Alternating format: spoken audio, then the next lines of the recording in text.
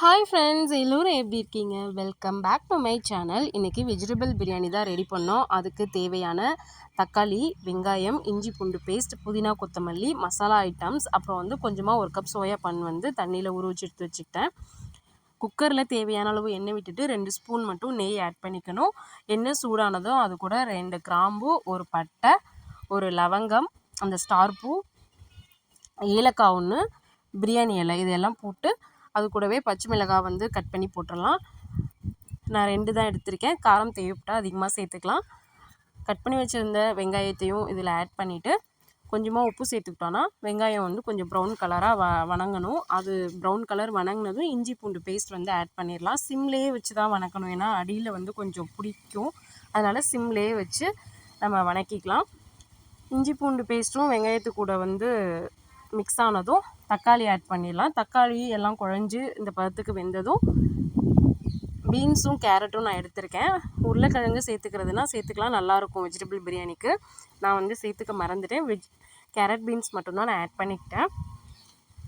Carrot beans தக்காளி வெங்காயம் எல்லாத்தையும் ஒரு சேர நல்லா கிளறி விட்டுட்டு காய்க்கு தேவையான உப்பு கொஞ்சம் சேர்த்துக்கிட்டா கொஞ்சம் காயில் உப்பு சாரும். எல்லாமே ஒரு சேர நல்லா கிளறி விட்டு சிம்லேயே வச்சு கொஞ்சம் காய் வேகிற வரைக்கும் நம்ம இது பண்ணிக்கலாம்.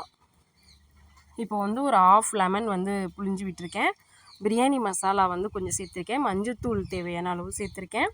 இது கூடவே கொஞ்சமாக கரம் மசாலா தூள் நம்ம கொஞ்சமாக சேர்த்துருக்கேன். கரம் மசாலா தூள், மல்லித்தூள் தேவையான அளவு கொஞ்சமாக சேர்த்துருக்கேன், அதுவும் தேவைக்கேற்ப. கொஞ்சமாக மிளகாத்தூள் லைட்டாக சேர்த்துருக்கேன். எல்லாமே தேவைக்கேற்ப கொஞ்சம் கொஞ்சமாக எடுத்துக்கணும். அந்த பதம் பார்த்து நம்ம சேர்த்துக்க வேண்டியதான். உப்பு தேவையான அளவு சேர்த்துட்டு எல்லாத்தையும் ஒரு சேர நல்லா கிளறி விட்டுடலாம். இப்போ தயிர் ஆட் பண்ணிக்கிட்டோம். தயிர் ஆட் பண்ணிவிட்டு அது கூட கொத்தமல்லி புதினா தழை ஆட் பண்ணிவிட்டு எல்லாத்தையும் ஒரு சேர நல்லா கிளறி விட்டுறலாம். கொஞ்சம் கொத்தமல்லி புதினா லைட்டாக அந்த வணங்கி வர்ற பதத்துக்கு நம்ம ரைஸ் ஆட் பண்ணிக்கலாம். நான் 2 கப் ரைஸ் தான் எடுத்திருக்கேன். 1 கப் ரைஸ்க்கு 2 டம்ளர் தண்ணி ஊற்றணும். ஸோ 2 கப்புக்கு 4 டம்ளர் தண்ணி விட்டு நார்மல் பொன்னி ரைஸ் தான் நான் எடுத்திருக்கேன். 3 விசில் விட்டாலே போதும். இதுக்கு எல்லாத்தையும் ஒரு சேர நல்லா கிளறி விட்டுட்டு இப்போ அந்த சோயா பன் ஆட் பண்ணிவிட்டு தண்ணி தேவைக்கேற்ப எடுத்துகிட்டு உப்பு இந்த டைமில் குடிச்சு பார்க்கணும். லைட்டாக கரிக்கிற பதத்துக்கு இருக்கணும். அந்த தண்ணியை குடிக்கும்போது ரொம்ப கரிக்கிற பதத்துக்கு கூட லைட்டாக கரிக்கிற பதத்துக்கு இருக்கணும். 3 விசில் விட்டு எடுத்தாச்சு. நல்லா பொலன்னு சூப்பராக உதிரியாக நல்லா வந்திருந்தது பிரியாணி.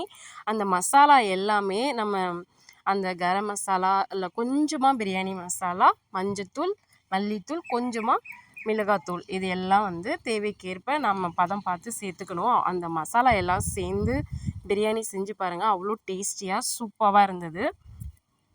இதுக்கு சைடிஷ் பார்த்திங்கன்னா வெங்காய பச்சடியும் முட்டையும் தான் ரெடி பண்ணிக்கிட்டோம். கொஞ்சமாக அம்மா பசலிக்கீரை பாசிப்பருப்பு போட்டு கூட்டு மாதிரி செஞ்சுருந்தாங்க. நல்லா டேஸ்டியாக இருந்தது. ஸோ கீரை எடுத்துக்கணும் அப்படிங்கிறதுக்காக கொஞ்சமாக நாங்கள் கிரேவி பண்ணிக்கல. சரி கீரை கூட்டாக எடுத்துக்கலான்னு சொல்லிட்டு கீரை உடம்புக்கு ரொம்ப நல்லது பசலைக்கீரை, அதனால் அது ரெடி பண்ணிக்கிட்டோம் கூட்டு. அந்த சோயா பன் உருளைக்கிழங்கு தான் மிஸ் ஆகிடுச்சு. உருளைக்கிழங்கும் போட்டிருந்தா இன்னும் சூப்பராக இருந்திருக்கும் டேஸ்ட்டு. உருளைக்கிழங்கு மட்டும் மிஸ் ஆகிடுச்சு. மற்றபடி பிரியாணி சூப்பராக வேறு லெவல் டேஸ்ட்டில் இருந்துச்சு. கண்டிப்பாக ட்ரை பண்ணி பாருங்கள். இந்த வீடியோ பார்த்த எல்லாருக்கும் ரொம்ப ரொம்ப நன்றி. புதுசாக பார்க்குறவங்க நம்ம சேனலை சப்ஸ்கிரைப் பண்ண மறந்துடாதீங்க. தேங்க்யூ.